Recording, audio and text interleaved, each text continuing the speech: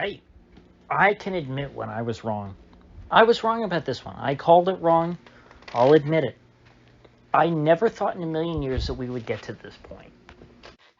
Now, the fact that we are here, does that mean that I will apologize to the foreign policy establishment, to the CIA, to the deep state, to all the people who told us Russian invasion is imminent? No, because those clowns are the boy who cried wolf. They were wrong so many times throughout their entire history. Almost always wrong, very rarely correct, at least when they're telling things to the public, because normally, if they want to tell something to the public, it's to shape public opinion, whether they think it's correct or not. A lot of times they're lying on purpose, like with the Gulf of Tonkin. So, you know what? Broken clock is right twice a day. The deep state is wrong once in 80 years. I'll give them that, okay? They said Putin was going to invade Ukraine and go for the whole enchilada, even to Kiev, and it looks like they were right. Now, with that said, if we had more competent leadership, and I say that as someone who doesn't believe in political leadership, but given that it exists, if we had people who are more competent than the Joe Bidens, Boris Johnsons, Liz Trusses, and Anthony Blinkens of the world, I do think that this would have been avoided. I still contend, and I haven't heard anyone reasonably challenge this, that the Russian state is run by rational people who can be dealt with. It's not like the West didn't just serve up Kiev and the entire Ukrainian territory up on a silver platter to Russia, because that's exactly what they did for months. They've been begging Russia to invade Ukraine. And do I think is that an excuse for Russia to do it? Do I think that it's a good thing that they did? No. Wars are terrible. War is the worst thing in the world. Like, there's nothing worse.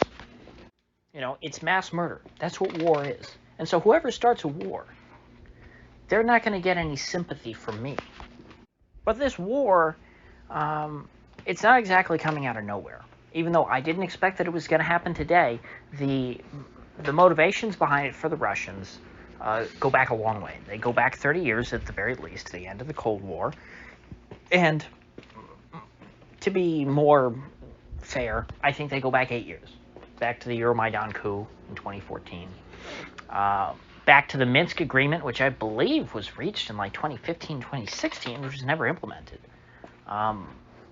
There were so many off-ramps that the West could have taken to avoid this day. And again, that still doesn't excuse what Russia's doing. That's not what I'm doing. I'm not saying, okay, well, the West had decisions, so therefore it's okay that Putin made this decision. It's not.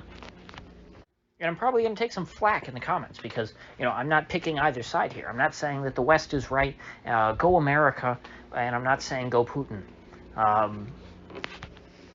think that what we're seeing here is that the Kiev government, which was installed by the CIA, had 8 years to try and reconcile its differences with the Donetsk and Luhansk separatist governments in particular, and the Russian speakers of Ukraine more broadly, because that is a significant portion of the Ukrainian population, and those people were frankly discriminated against, persecuted, and made into second-class citizens since 2014. Russia could have invaded Ukraine at any point in the last 8 years. They chose not to, which to me shows there was some room to negotiate here. This could have been avoided, or else Russia would have just done it immediately. But at a certain point, it would seem that the Russian government, led by Putin, but it's not just Putin. Putin's not the only stakeholder. These people who try and just get inside the head of Putin and think that he's all-powerful and that he doesn't have his own domestic politics to contend with are wrong. They're short-sighted. They're small-minded. I think that the reason why this is happening now at this time is a combination of two main factors. One, I think that there's a no-win scenario with regards to the West for Russia. I think that Russia's come to the conclusion there's nothing that they can do to appease the West. No matter what Russia does, they're always going to be a bad guy. They can never do anything to recover from their bad guy status, no matter whether they play by the West rules or not, which, to be honest, in this case, they started out playing really by the West's rules. That's what they did by the whole charade of well, I shouldn't say charade, that's a little derogatory. The whole theater of acknowledging the legitimacy of the Donetsk and Luhansk People's Republics in Donbass is built on the Kosovo model. And what did the West do when Putin did that? Well, they sanctioned Russia and called it unprecedented, which is patently absurd. I mean, look at Turkey, the example of Turkey and Cyprus. Turkey, a NATO member, never sanctioned by other NATO members, invaded Cyprus in 1974, I believe, and carved out their own little separatist government there. They divided Cyprus in half, kicked out all of the Christians, and made a Turkish Islamic state in northern Cyprus. And it appears that that's what Putin is now doing in eastern Ukraine. Eastern Ukraine, of course, largely Russian, historically was a part of the Russian Empire. Western Ukraine, historically a part of Poland and Austria. It would appear at this point that the Russians are trying to carve out a large chunk of eastern Ukraine, reintegrate it back into the Russian sphere of influence, presumably because the people there will probably be relatively amenable to it. Of course, if they do end up annexing territories that are largely anti-Russian, which, from what I understand in Ukraine, it seems like it's a pretty polarizing issue. Either people, like Russia, feel like Russians, or they hate Russia. And so, if Putin ends up annexing the wrong areas, he's going to end up with a Ukrainian Taliban kind of situation, where you're going to have these guys who are willing to fight to the death to root out the Russian occupiers. But other than that, he probably could have a pretty smooth transition if there's a sufficient, high percentage of the population that identifies with Russia and likes Putin. The small minority of people who inevitably will be left there who don't like him will probably just leave. And so the Cyprus model seems to fit what's going on here, at least as of day one, pretty well. Just for background, Cyprus, an island in the Mediterranean, was historically a part of the Ottoman Empire, which, of course, modern Turkey is a successor state to that, just in the way that the Russian Federation is a successor state to the old Russian Empire and the Soviet Union before that, although Putin clearly does not want all of former Soviet territory. If you listen to the rationale, sort of the narrative behind what this war is meant to achieve and what the recognition of Donetsk and Luhansk were all about, it's about redrawing the borders which were drawn by the Bolsheviks and sort of make them more in tune with reality. That's sort of the ideological superstructure which Putin is superimposing onto his military actions here. And so, obviously, it's nothing new. These borders have existed since the end of World War II, or I guess in the case of Crimea, that had only been added to Ukraine in the 60s or 50s. So, that doesn't explain, why here, why now. But it does at least, if Putin is using this kind of narrative to explain what he's doing, it gives you a window into what the approach he's going to take and what sort of territories he might be looking to grab here. I don't think that it would be too extreme at this point to say that they're probably going to go for everything east of the Dnieper River. Kiev, of course, is on, I believe, the west side of the Dnieper River. It is on the Dnieper River, but I believe the west side. They might not take the city itself, but they certainly seem to be bombing or shelling. Well, no, I guess it'd be bombing. They're too far away from shelling. It's long-range bombing. Supposedly, 200 paratroopers from the VDV parachuted into the airport in Kiev. They were repelled. But the skies seem to be lit up all across the country. I'm not going to try and make any predictions about how this will go for either side. Obviously, the Ukrainian government, whose their statements are getting much more attention in Western media. Of course, they're trying to spin things as, hey, things are going well for us. Look at all these Russian tanks that we're destroying, or helicopters we've shot down, and or jets. But of course, you always have to take that with a big heaping, whole carton of Morton salt, because everybody wants to spin it as, hey, I'm winning the war. I don't know yet. I'm not going to say for certain that the Russians are going to be victorious, and it's a sure thing. Obviously, Russia's a very big military. We're told by the West, they tell us, oh my gosh, Russia's been preparing for this forever. Putin wants to conquer the entire world. He's Hitler revisited. So you would expect by default, they set the expectations for the Russian army pretty high. But, I don't know if they're, I'm not going to judge. I know that Russia's a lot bigger and I think Ukraine's probably gotten all the military resources that they could have wanted from the West in recent years. So I'd imagine the Ukrainians are pretty well armed. And in the west of the country, at least, where the anti-Russian sentiment is the most extreme, I would imagine that they are very dedicated to fighting. But I don't know enough about the country and the internal dynamics to know where, in particular, the Russians are choosing to try and fight, if there is, strong enough sentiment for them to really hold on to that territory. We're on day one of this war. It's now nighttime over there.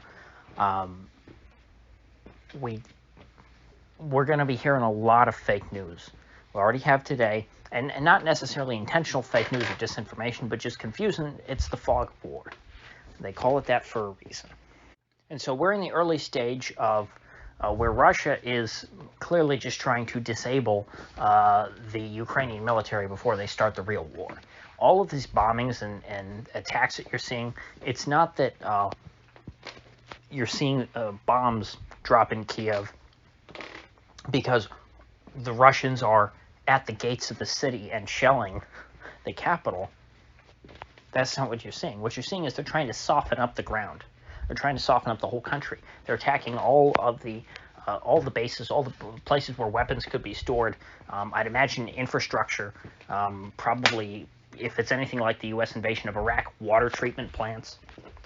If they want to take a page out of the Saudi Arabia's book in Yemen, they should be bombing the food supply, bombing grain silos, bombing cattle, flocks of sheep, anything that can be eaten, anything that can be used by the enemy. Maybe Russia's not trying to be that thorough and that cruel. I don't know. They are a government. I think governments are generally pretty evil, so I wouldn't put anything past them. But I'm not one of these people who's going to come and tell you Russia's the worst. They're the worst people who ever lived. Russians are, they're born with red eyes. And America and Ukraine, they're as pure as the driven snow. I mean, hell, Ukraine just banned all males age 18 to 60 from leaving the country. Women and children are the only ones who are allowed to flee. Men have to stay and fight. What if you're a man who doesn't want to fight for Ukraine? What if you're one of these guys in the East and you're saying, you know what? This government says that I'm not allowed to speak my own language. They've renamed cities, renaming streets. They're trying to erase my culture. Maybe I'd rather live under Putin. Or maybe you're someone like me who doesn't like either of these guys and says, you know what? You all can go to hell. Why should I have to stay and fight? It's the governments who are fighting each other. Why should I be subject to that? Just because I happen to be born and happen to live in that crappy country. Ukraine, it's not like they're an EU member. So I don't believe you could just leave Ukraine and go live somewhere else willy-nilly. I think, you'd have to immigrate somewhere else. And so, now there's a war going on, and you have people who may not even want to live in your corrupt, sorry little country, and you're forcing them to stay when they finally have an excuse to where maybe another country will let them in if they're claimed to be a refugee of a war. That doesn't seem like something that a great democracy would do, or a great democracy that we're supposed to be defending would do. But on that topic, the topic of defending the great democratic state of Ukraine, the West, thankfully, is not really doing anything to intervene with this. And it's not that I cheer on what's happening to Ukraine. I don't. I don't think that any of the either side here is really great. I think that the Maidan regime is terrible, and I also think that Putin's regime is terrible. I've even though maybe some people would interpret my the fact that I'm not hysterical all the time about Russia and that I've been trying to calm down the Russia hysteria and the time that I've had this channel, maybe people would interpret that as I like Russia and Putin. I mean, I don't have a problem with Russians, but I mean that I like their government. I don't. If I lived in Russia, I would be opposed to the current government. But I would just as strongly oppose the current government in Ukraine. They're both authoritarian. They both are not kind to dissidents. Neither of them are democratic. I don't even like democracy because I think democracy is too authoritarian. I think wars are bad. I think it's too bad that these two countries are involved in a war. But I think it'd be a lot worse if there was, what's worse than two countries going to war? 3 countries going to war. Or 4 countries going to war. Or God forbid, every country in the world going to war. A World War III scenario would be terrible. So I don't want the West to intervene in this at all. I don't want the West to intervene really in anything. Unless, they attack themselves, and in that case, I wish that NATO wouldn't exist, so that whatever country gets attacked is the only one that has to deal with it. If somebody wants to invade France, that's France's business. Why the hell should I get drafted over in Florida to go fight in France? There's a funny story from the Washington Post, I think it was recently, that there's an inverse correlation between people who can find Ukraine on a map and people who want the U.S. to intervene there on Ukraine's behalf. The closer you were in pinpointing on a map where Ukraine actually is in the world, the less likely you are to want the U.S. to get involved. And the polling that I've seen, thankfully, shows that it is extremely unpopular. It's something like only 1/4 of the American population is at all interested in intervening there. And I think it's because they don't understand that intervening in this situation would lead literally to World War III and a nuclear war. So what's the West doing about this? Well, of course, they're sanctioning Russia. And that, I think, is probably the number one reason why we're seeing Putin act in this way now. Because it has become clear the West wanted to sanction Russia for something. And they were going to find an excuse to at some point. So if you're in Russia's shoes, why not grab as much as you can? Why not just, if they're gonna throw the kitchen sink at you, you might as well try and make it worth your while. That's what I meant earlier when I said, there's no winning for Russia with the West. There's no way that they always talk about, you don't want to be Neville Chamberlain and appease Hitler, which Putin is always Hitler in every analogy, because that's such a mature line of argument. But try and think about it, from somebody else's perspective for once in your life. Think about it if you're Russia trying to appease the West. And also, Russia is, somewhat rightly concerned that Ukraine could join NATO. Now, I think it's very unlikely that Ukraine would be admitted to NATO, because I think there are probably enough level-headed people within NATO to where they would veto it. Somebody would veto it. But the possibility still exists. And so I think that without, a written treaty of some sort, something a little more concrete, saying Ukraine will never join NATO, the Russians had a lot of promises in the 90s that NATO wouldn't expand beyond Germany. After the Cold War, there would be no former communist countries who would be admitted to NATO, and yet every single one of them were. And now they're talking about trying to admit even ex-Soviet republics. And that would put American troops right on Russia's border. There already is technically, if you count Kaliningrad, but I mean, that was land that Russia stole from Germany after World War II. So I think rightfully Russia doesn't really consider that to be, their homeland. They don't feel so threatened by that. It's I guess you could think of it more as just like a military base. But, if Ukraine were a NATO state, that would put Americans right on Russia's border. They already kind of have that, with the Baltic states. But Ukraine is huge. And there's a lot of Ukraine that, historically is very closely tied to Russia. I mean, in reality, Kiev used to be the capital of what is today Russia. The capital really was moved from Kiev to Moscow. And so really, you weigh all the you weigh all the factors. You say, you know what, they're gonna throw something at us anyway. They're gonna want to sanction us and kick us out. They want the West is gonna kill Nord Stream 2, which they did. They did before Putin did this. Okay, Nord Stream 2 is dead, so that's one business. That's one major business arrangement we don't have to worry about with the West. And at some point, if we don't do something and go in and try and take over at least part of Ukraine, it's going to end up a NATO state, and it's and all of this will be lost to us forever. Our language is outlawed in that country. There's no Russian media. They're changing the names of cities. All of a sudden now, everywhere, if you notice in the media, they spell Kiev K-Y-I-V, and it's supposed to be pronounced Kyiv. Apparently that's the Ukrainian pronunciation and spelling, whereas Kiev is like the Russian name. In order to be politically correct, everyone's supposed to say Kyiv now. We're all supposed to act like it was never called Kiev, and that everyone called it Kiev until like a year or two ago. If you go back to the 2014 situation and all that, everyone, it's Kiev, Kiev, Kiev. It's always been Kiev. Now it's Kyiv. This is, a microcosm of Ukrainian political correctness trying to, erase Russians from the country. And, that is something that people, would feel threatened by. So, at this point, I'm not happy about it. I don't like wars. I'm always going to condemn war. But the Russians, Putin in particular, he doesn't have a ton to lose from this. I'm surprised by it, but I'm not perplexed. I'm not flabbergasted. It's not something that I think is, it would have ever been impossible.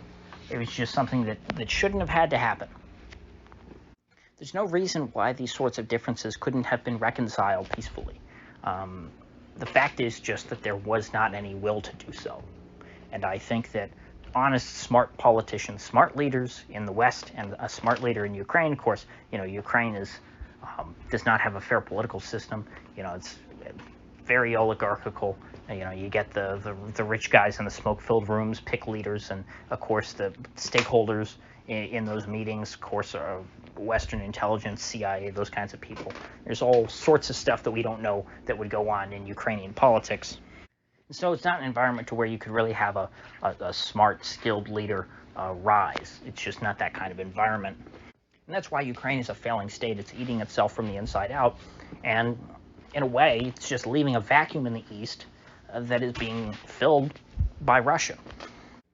And again, I want to make it clear. Not endorsing this, just trying to explain it, just trying to understand what we're witnessing here. And you know what? If my just read on this decision is wrong, or if my read on this situation is wrong, and these areas are not, occupied largely by people who are, who feel a kinship towards Russia, if these are people who really don't want Russia around, well, Russia's going to end up with a Ukrainian Taliban on their hands. And the Taliban proved that, no empire can occupy a people who don't want to be occupied. The Russians learned that lesson before the Americans. The Russians had a war in Afghanistan. They thought that they could just impose their will on that country. They couldn't. And I think that they probably, that memory, I guarantee you, there's plenty of veterans of the Afghan war still in the Russian armed forces. And, the wisdom of that you don't want to go in and try and occupy people who don't want you around, I think that wisdom is probably still with them. So given that, generally I view them as competent people, the leaders of Russia, they probably would not make the decision to try and occupy territories which don't want them around. So we shall see in time. I mean, this is going to take at the very least a number of weeks before we know what's going on. But I'm going to try and keep up on it. So with that said, I will see you folks back here tomorrow.